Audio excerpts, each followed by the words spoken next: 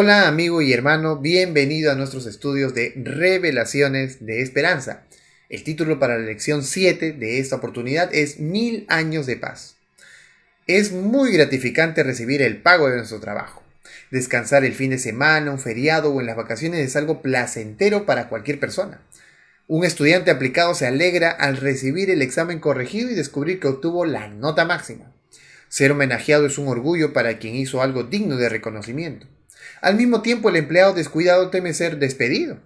El alumno poco estudioso se amarga al ser reprobado. Y muchos nunca son valorados, simplemente porque no se esfuerzan para realizar bien lo que hacen. Dios también planea recompensar a todos de manera justa. Él dará el cielo y la vida eterna como premio a aquellos que hicieron un compromiso con su Hijo Jesucristo. Los demás que fueron infieles a Dios serán juzgados y condenados. Incluso Satanás, el originador de todo el mal, será castigado por sus hechos. En este estudio conoceremos ese período de 1000 años en el que los fieles de Dios recibirán su recompensa, mientras que el diablo y sus ángeles y todos aquellos que se asocien con ellos serán juzgados y condenados a la destrucción. Vamos a orar. Amado Padre que moras en los cielos, ayúdanos, Señor, en esta oportunidad a estudiar tu palabra, a comprender, Señor, qué cosas incurren en estos 1000 años y a tomar una decisión. Te pedimos, Dios, todo esto en el nombre de Jesús. Amén. Bueno, empecemos con la pregunta número 1. ¿Qué ocurrirá con los fieles muertos cuando vuelva Jesucristo, aquellos que aceptaron a Jesús, y que cuando venga Cristo, ellos estarán muertos? ¿Qué pasará con ellos? Primera de Tesalonicenses capítulo 4, versos 16 y 17 dice: Porque el Señor mismo, con voz de mando, con voz de arcángel, y con trompeta de Dios descenderá del cielo, y los muertos en Cristo resucitarán primero. Luego nosotros, los que vivimos, los que hayamos quedado, seremos arrebatados juntamente con ellos en las nubes para recibir al Señor en el aire, y así estaremos siempre con el Señor. La muerte no es el fin absoluto. En ocasión de la segunda venida de Cristo, los muertos en Cristo, aquí hay una gran diferencia, no son todos los muertos, son solo los muertos en Cristo, los que tomaron una decisión por Cristo, volverán a la vida cuando Cristo venga por segunda vez. Las personas no continúan su existencia desencarnada después de su muerte, es decir, cuando ellos mueren, las personas que mueren, no es que están vagando por ahí, no están en el espacio o están en el cielo viendo lo que nosotros hacemos, cuidándonos. Eso no existe. La Biblia no habla de personas que estén en el cielo, que hayan muerto aquí en la tierra y estén en el cielo, sino de unas cuantas personas, de Moisés, de Enoc, de Elías, etcétera, que fueron arrebatados al cielo, e incluso de Jesús. Pero el resto de personas no ha sido llevada al cielo. Porque si no, ¿cómo comprenderíamos que Jesús vuelve por segunda vez para resucitar a los muertos en Cristo? ¿Y por qué haría eso si ya todos están con Él en el cielo? ¿Para qué vendría incluso si ya todos están en el cielo? Así que es antibíblico creer que una persona muerta está escuchándonos en algún lugar, en algún sitio, o está intercediendo por nosotros delante de Dios. Eso es falso. La persona muerta, muerta está. Pero la persona muerta que creyó en Cristo, que aceptó a Cristo, cuando Jesús vuelve por segunda vez, entonces será resucitada. ¿Por qué? Porque fue adquirida por la promesa de que recibiría la vida eterna. Por esa razón, la vida eterna empieza con la decisión de aceptar a Cristo y de vivir en Él. Entonces, cuando nos suceda la muerte normal y natural de todos, la primera muerte, entonces no terminará nuestra vida ahí, sino que cuando Cristo venga, continuará eternamente. Pregunta número 2. ¿Qué sucederá con los fieles que no mueran, sino que estén vivos al momento del regreso de Cristo? Primera de Corintios capítulo 15, versos 51 al 54 dice: He aquí os digo un misterio. No todos dormiremos, pero todos seremos transformados en un momento, en un abrir y cerrar de ojos, a la final trompeta, porque se tocará la trompeta y los muertos serán resucitados incorruptibles y nosotros seremos transformados, porque es necesario que esto corruptible se vista de incorrupción y esto mortal se vista de inmortalidad. Y cuando esto corruptible se haya vestido de incorrupción y esto mortal se haya vestido de inmortalidad, entonces se cumplirá la palabra que está escrita: sórdida es la muerte, en victoria. Así como los muertos en Cristo resucitarán en un nuevo cuerpo, los fieles vivos serán transformados en ocasión de la segunda venida y tendrán un nuevo cuerpo incorruptible, es decir, que nunca más se enfermarán, envejecerán ni morirán. Entonces, tanto los que resuciten serán transformados, como los que no estén muertos, sino estén vivos, serán transformados también para recibir al Señor en el aire. Pregunta número 3. ¿Y qué sucederá entonces con los impíos vivos al momento del regreso de Jesucristo? Apocalipsis capítulo 6, verso 16 y 17 dice: Y decían a los montes y a las peñas: caed sobre nosotros, y escondednos del rostro de aquel que está sentado sobre el trono y de la ira del Cordero, porque el gran día de su ira ha llegado, y ¿quién podrá sostenerse en pie? La venida de Cristo en las nubes del cielo será una ocasión de mucha alegría para quienes lo aman y se entregaron a Él. Sin embargo, será motivo de terrible desesperación y angustia para todos aquellos que prefirieron vivir sin Dios, haciendo su propia voluntad. Entonces, cuando Cristo venga por segunda vez, los impíos vivos en ese momento serán muertos. Pregunta número 4. ¿Qué sucederá con los impíos muertos cuando vuelva Jesucristo? Bueno, hemos hablado de los impíos vivos, ahora vamos a hablar de los impíos muertos. Apocalipsis 25 responde: Pero los otros muertos no volvieron a vivir hasta que se cumplieron 1000 años. Esta es la primera resurrección. A diferencia de los fieles vivos o muertos, los que murieron rechazando la salvación ofrecida por Cristo no resucitarán en ocasión de su segunda venida, sino que permanecerán muertos hasta el final de los 1000 años, cuando resucitarán para recibir la recompensa final de sus pecados. Pregunta número 5. ¿A dónde irán los salvos después de la venida de Cristo y cuánto tiempo permanecerán allí? ¿Irán al cielo y reinarán con Cristo por 1000 años? ¿O permanecerán en la tierra eternamente? Bueno, veamos en Apocalipsis capítulo 20, versículo 6. Y dice así: Bienaventurado y santo el que tiene parte en la primera resurrección. La segunda muerte no tiene potestad sobre esto, sino que serán sacerdotes de Dios y de Cristo y reinarán con él 1000 años. Los salvos, resucitados o transformados en ocasión de la segunda venida de Cristo, serán arrebatados, llevados para encontrarse con el Señor en el aire y reinarán a partir de allí con Cristo en el cielo durante el periodo de 1000 años. ¿A dónde irán entonces? Al cielo, para reinar con Cristo durante 1000 años. Pregunta número 6. ¿Cuál será la actividad de los salvos durante esos 1000 años? Apocalipsis capítulo 24 dice: Y vi tronos y se sentaron sobre ellos los que recibieron la facultad de juzgar.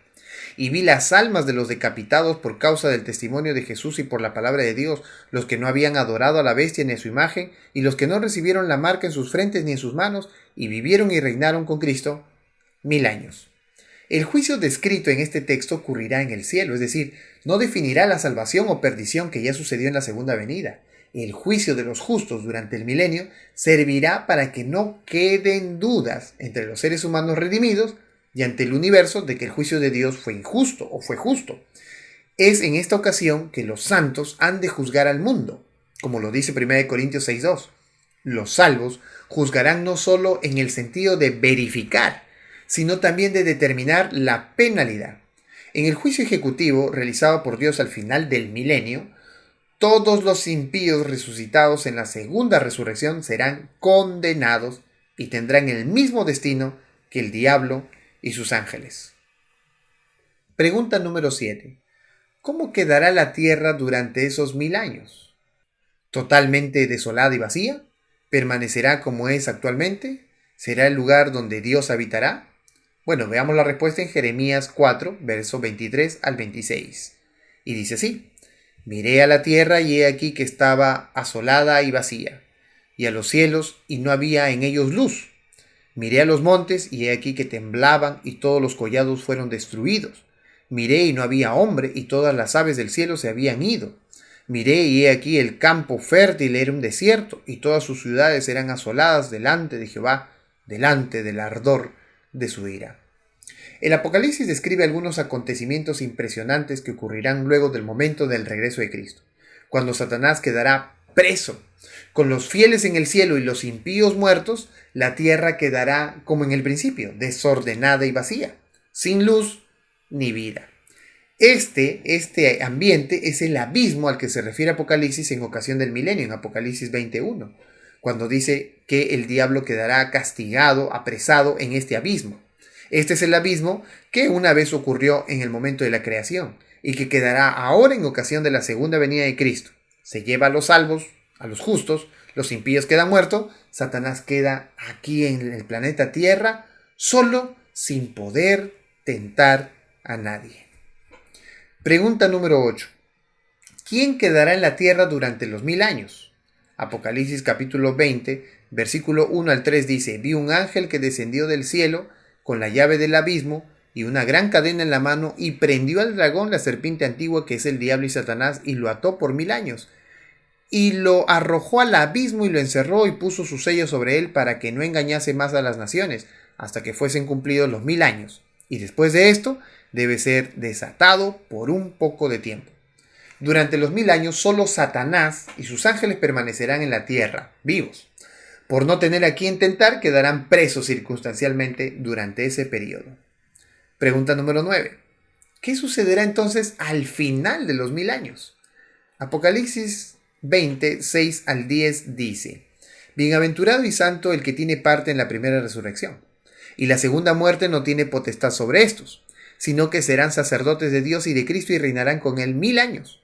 Cuando los 1000 años se cumplan, Satanás será suelto de su prisión y saldrá a engañar a las naciones que están en los 4 ángulos de la tierra, a Gog y a Magog, a fin de reunirlos para la batalla, el número de los cuales es como la arena del mar. Satanás quedará suelto de su prisión al final de los 1000 años, cuando los impíos muertos resuciten. Él los incitará a atacar la ciudad santa donde estarán Cristo y los salvos. Pero Dios enviará sobre ellos el castigo que merecen por sus pecados. Es decir, descenderá fuego del cielo para quemar a todos los impíos, incluso a los ángeles de Satanás y por último a Satanás mismo. Esto es el famoso infierno. No es que el infierno existe en este instante debajo del planeta, no existe, sino que el infierno será ese fuego de Dios quemando en ese preciso momento de la historia, al final de los 1000 años, el castigo eterno para todos estos seres que fueron rebeldes a la palabra de Dios. Pregunta número 10. ¿Qué hará Jesús después de que la tierra sea purificada por fuego? Apocalipsis capítulo 21, versículo 1 al 4 dice: Vi un cielo nuevo y una tierra nueva, porque el primer cielo y la primera tierra pasaron, y el mar ya no existía más, y yo, Juan, vi la santa ciudad, la nueva Jerusalén, descender del cielo de Dios, dispuesta como una esposa ataviada para su marido.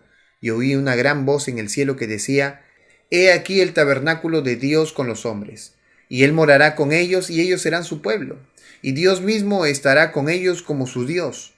Enjugará Dios toda lágrima de los ojos de ellos, y ya no habrá más muerte, ni habrá más llanto, ni clamor, ni dolor, porque las primeras cosas pasaron. El planeta Tierra, donde el pecado una vez tuvo su dominio, será purificado por fuego. El mismo fuego que castiga a todos los impíos, a Satanás, a sus ángeles y a todos los injustos. Ese mismo fuego purificará toda la tierra. Y recibirá entonces la ciudad santa, que de ahí en adelante será la eterna morada de Dios con los salvos. Pregunta número 11. ¿Cuál es la invitación que Dios nos hace? Segunda de Pedro 3, 11 y 12 dice: Puesto que todas estas cosas han de ser deshechas, ¿cómo no debéis vosotros andar en santa y piadosa manera de vivir, esperando y apresurándoos para la venida del día de Dios, en el cual los cielos, encendiéndose, serán deshechos, y los elementos, siendo quemados, se fundirán? Existen 2 posibilidades de destino eterno. Una es estar con los salvos y otra es estar con los impíos. Debemos prepararnos para la venida de Jesús, viviendo hoy conforme a su voluntad, en santa y piadosa manera de vivir. Hoy tenemos que hacer un compromiso con Dios. Hoy tenemos que empezar a vivir la vida que nos espera en el cielo. Hoy, es hoy, no mañana ni pasado. Hoy no debemos darle tregua al mal. Hoy debemos hacer un cambio en nuestra vida, porque el mal, como existe hoy, será castigado. y lo acabamos de estudiar el día de hoy. ¿Será que tú deseas también participar del mal, del castigo que Dios tiene para Satanás? ¿O deseas de la bondad y del camino que Dios tiene para ti, donde toda lágrima será enjugada, donde no habrá más maldad, donde no habrá más llanto, tampoco habrá pecado y sobre todo, nunca habrá más muerte? ¿Estás listo para el compromiso del día de hoy? Leamos. Entiendo que el mal tendrá su fin después del período de los 1000 años.